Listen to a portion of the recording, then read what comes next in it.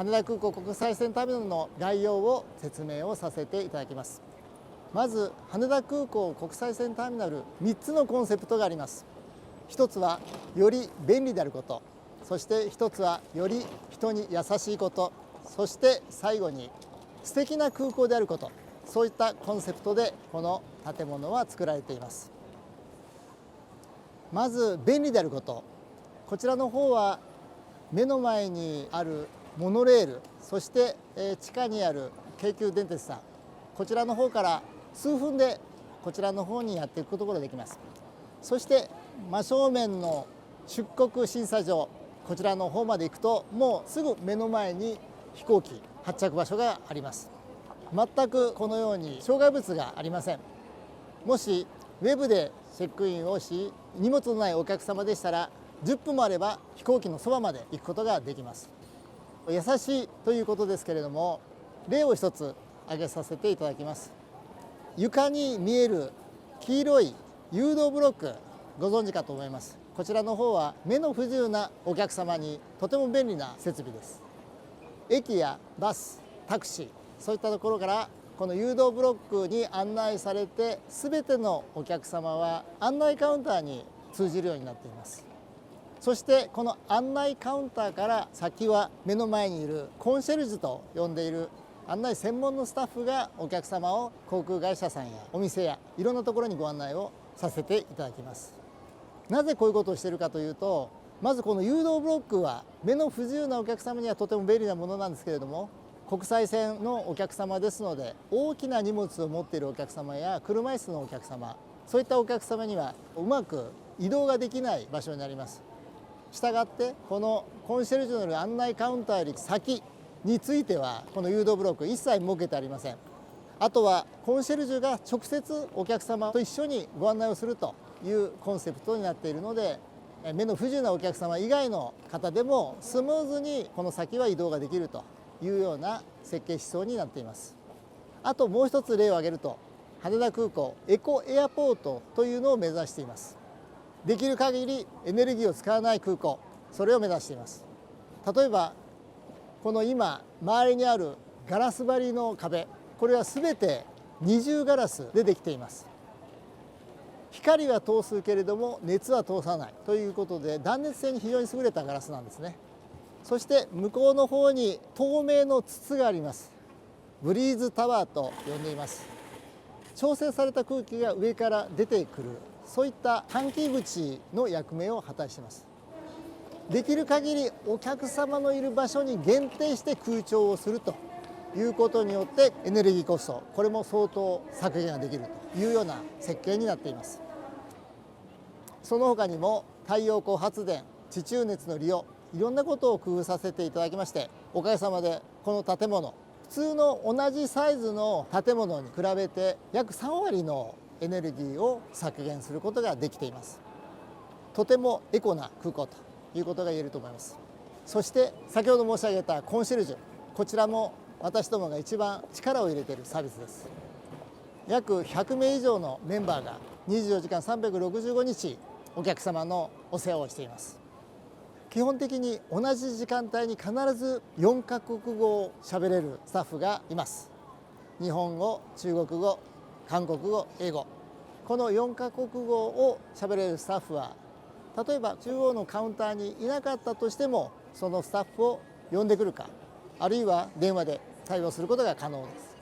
す。すべてお客様のためにというコンセプトの下で、コンシェルジュは全員サービス介助士という資格も取っています。おかげさまで現在イギリスにある空港評価会社のスカイトラックス社というところから5つ星空港というような世界最高ランクの評価をいただいています。こちらが3階にあるチェックインカウンターです。こちらにもお客様に優しい工夫をしています。見ていただければ分かる通り、床の高さとお荷物を預けるベルトの高さがほとんどフラットになっています。羽田空港では設計の段階からできる限りこの差を縮めたいということで、この高さ分の穴をコンクリートに設けて、そこに機械を当てはめる工夫をしました。おかげさまでこの段差はもうほとんどゼロに近い高さまで縮めることができました。こちらがティアット仕様の車椅子です。車椅子を使われるお客様に意見を聞きました。車椅子を借りるときに乗り換えが多いのがとても不便だというようなお話をいただきました。その乗り換えを減らすべく、鉄道会社さん、我々空港会社、そして航空会社さん、この3社が協定を結び、同じ車椅子でそれぞれの場所で使える車椅子を用意することにしました。それがこのティアット仕様の車椅子です。そのためにこの車椅子には工夫をしています。このように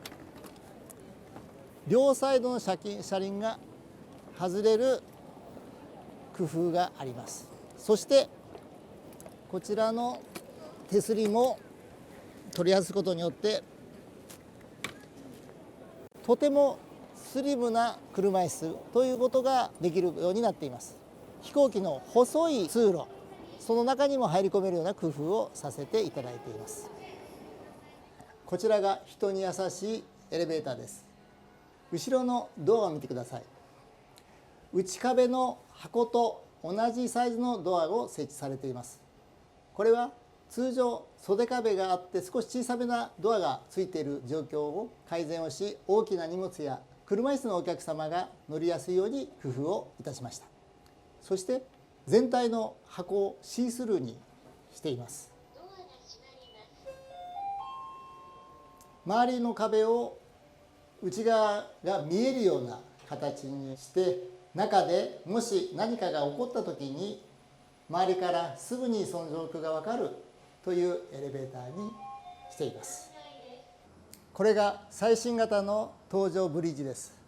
通常ブリッジが伸び縮みするときに上の部分、そして下の部分も全て伸び縮みをするのが通常の搭乗ブリッジなんですけども、この最新型の搭乗ブリッジは上の部分は伸び縮みをしたけども、下の部分はカーペットがそのまま吸い込まれる形で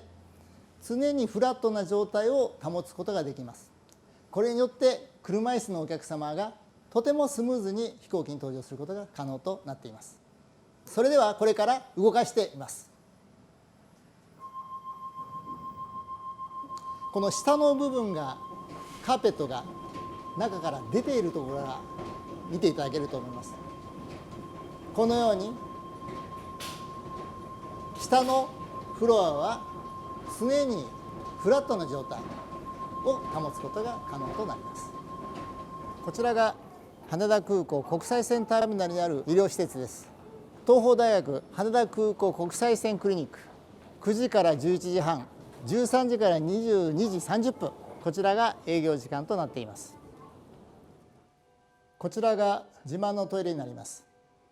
このように一つ一つのブースが大きなサイズで作られています。またドアも色弱の方を対象に